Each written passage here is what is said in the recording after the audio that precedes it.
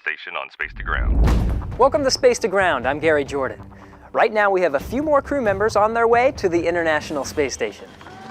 Drew Feustel and Ricky Arnold of NASA, as well as Oleg Artemyev of Roscosmos, lifted off from the Baikonur Cosmodrome on March 21st.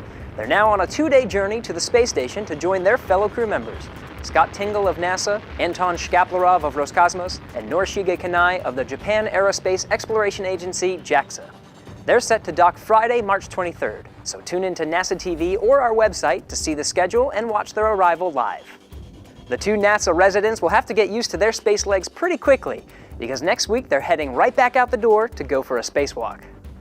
After less than a week on board the station, veteran astronauts Drew Feustel and Ricky Arnold are set to don their spacesuits for 6.5 hours of installing new equipment and cameras outside on Thursday, March 29th. One of the primary tasks is installing additional wireless communications equipment for an experiment called EcoStress that will measure the temperature of plants on Earth to better understand how much water they need and how they respond to stress. We'll cover the whole excursion live, so once again head to nasa.gov/NTV for the latest on how you can watch the spacewalk while it's happening. Suda on Twitter wants to know if astronauts' movement on the space station affects the station's orbit.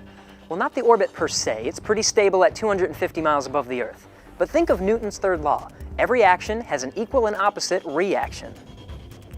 Every time an astronaut pushes off a handrail or wall of a module, that astronaut is applying a force to the station. The station is huge, so the force does very little to the whole structure. What little effect it does have is automatically corrected for by the attitude control system on the International Space Station.